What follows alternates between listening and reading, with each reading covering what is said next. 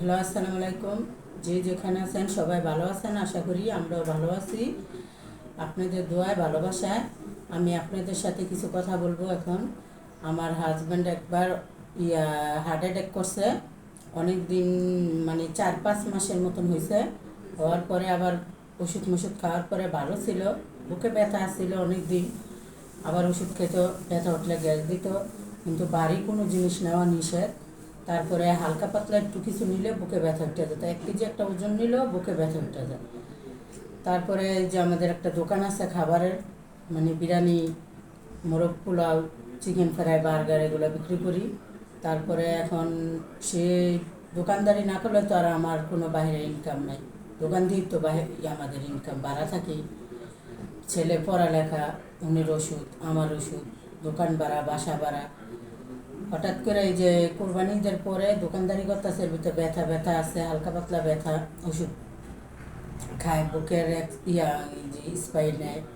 তারপরে হঠাৎ করে এই যে কালকা এই আসরের পরে বুক ব্যথা 3-4 বার বুক ব্যথা উঠে আছে। উঠার পরে হালকাভাবে আবার একটা ছোটোখাটো স্ট্রোক করছে। হাতে জিম জিম করতেছে, বলতেছে বুকে অনেক ব্যথা, পুরা শোল একদম গাইমা গেছে। তাড়াতাড়ি বাসায় এসে পড়ছে। বাসায় আসার পরে পরে উনি তো বাসায় এসে পড়ছে। আসার পরে আমি এবার দোকানে ছিলাম। আমি আবার ছেলে আবার আরবি পড়তে গেছে, গিয়া বলতেছে আম্মু বাবার অনেক বুক ব্যথা, তুমি তাড়াতাড়ি দোকান বন্ধ করে আসো। পরে আমি আর ছেলে মিলে দোকানটা বন্ধ করে আবার বাসায় আসলাম। আসা দিয়ে ব্যথা, আমি আবার যাইয়া তার আগের ওষুধগুলো যা আছে সব নিয়ে, প্রেসক্রিপশন নিয়ে আবার ডাক্তার কাছে গেছি, যাইয়া ওষুধ আনলাম। তারপরে খাওয়ার পরে মনে করেন ব্যথা কোনো কমে নাই। ছেলে আর আমি বললাম লো সদরে যাই, আবার ডাক্তার দেয়, কয় না যাবো না, গেলে তো আমার আবার এই সুই মুই দিব, এটা। তো ভাবলাম যে আবার একটা ছোটোখাটো একটা স্ট্রোক করছে। তো এইভাবেই মনে করেন কালকা সারাদিন আসলো ব্যথা, আজকেও ব্যথা আসছিল। তো এখন কি করুন, ডাক্তার তো বলছে যে আবার ব্যথা উঠলে হাসপাতাল নিয়ে যাবেন। যাইতে বললাম যায় না। আগে তো আসি, পায়ে ব্যথা, মেরুদণ্ড ব্যথা, এই সমস্যা। এখন আসি হলো বড় একটা বিপদে। এখন আপনারা আমার এই চ্যানেলটারে দেখবেন, বেশি বেশি লাইক করবেন, শেয়ার করবেন, পাশে থাকবেন। তাহলে আমি এই চ্যানেলটা যদি আমার চালু হয়, চ্যানেলটা দিয়েও আমি সংসার চালায় দিতে পারবো। আমার ছেলে নিয়ে, একটা ছেলে, আমার ছেলে এবার ক্লাস 7-এ পড়ে।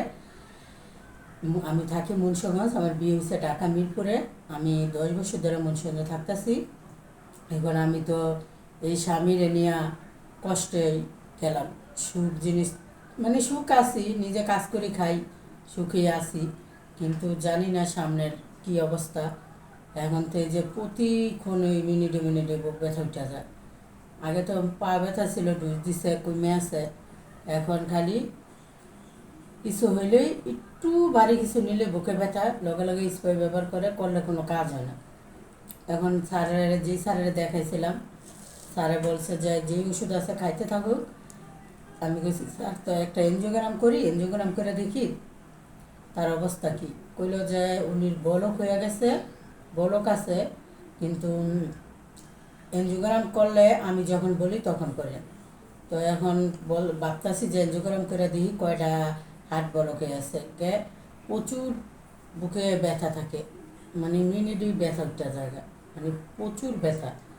এখন কী করবো জানি না। এই সমস্যা নিয়ে আজকে 25 বছর বিয়ে হয়েছে, আজকে 20-22 বছর ধরে এই সমস্যা। একবার অ্যাক্সিডেন্ট হইলো, গেল, ভালো হইলো, একটু সুস্থ হইলো, পরে এখন আবার হার্টের সমস্যা, একটার পর একটা সমস্যা আছে। জানি না ভাগ্য কী আছে।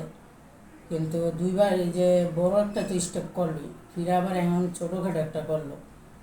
এখন আবার এই যে বুকটার ভিতরে একটা গোটার মতন কি যেন হয়েছিল, ওটা মানে টিপ দিলে ময়লার মতন বের হইতো। 2 দিন পর পরে ওটা পাইকা ময়লার মতন বের হইতো। এখন ওটা একটু মনে একটু ভালোর দিকে আছে।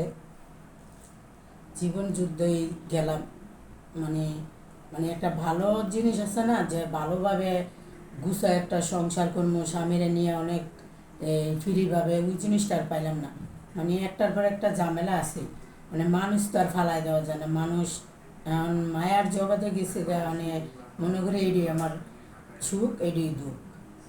এখন আর কি করুন, মানে দেখি তো মানুষ কিছু হইলে স্বামী ফালাই দেওয়া জায়গা, ঠিক মতন হাট বাজার না পাইলেই জায়গা। আর আমার তো নিজে কর্ম করি, যে সকালে সব জিনিস দোকানের সব সকালে উঠে এগুলো গুছায় গাছায় রান্না কইরা বিরিয়ানি, মোরগ পোলাও, বোনা খিচুড়ি, আবার চিকেন ফ্রাই, বার্গার, এগুলা ফুচকা, এগুলা সব অত তো আর চলে না। দোকানের মুন্সিগঞ্জে তো অনেক খাবারের দোকান, অল্প অল্প করে সব কিছু নিয়ে যায়। ওগুলা সব নিয়ে দোকান গুছায় দিয়া আমি 11টার দিকে বাসায় আসি। বাসায় এসে আবার বাসা মশার কাজ টাজ কইরা রান্নাবাড়ি কইরা আবার 1টার দিকে যাই।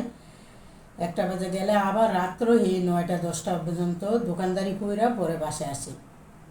আমি তো অনেক পরিশ্রম করি, আমারও সমস্যা, আমারও আর ডায়াবেটিস, আমারও শরীর ভালো না, এই সমস্যা এই সমস্যা। তারপরও চিন্তা করি অনেক কী করবো, তো আর আমার ওরকম ইনকাম করার লোক নাই। এখন আমার উপর তো অনেক পরিশ্রম যায়, মানে বাকি দিন কীভাবে যায় জানি না, চেষ্টা তো করে যাইতেছি। দোয়া করবেন সবাই, আমিও সবার জন্য দোয়া করি যে সবাই ভালো থাকেন, যে যেখানে আছেন। আমরাও যে ভালো থাকতে পারি, দোয়া করবেন। আর আমার চ্যানেলটা একটু দেখবেন, আমার লাইক করবেন, শেয়ার করবেন, পাশে থাকবেন। আপনাদের সাপোর্টে যে আমি আগায় যেতে পারি। ভালো থাকবেন, আল্লাহ হাফেজ।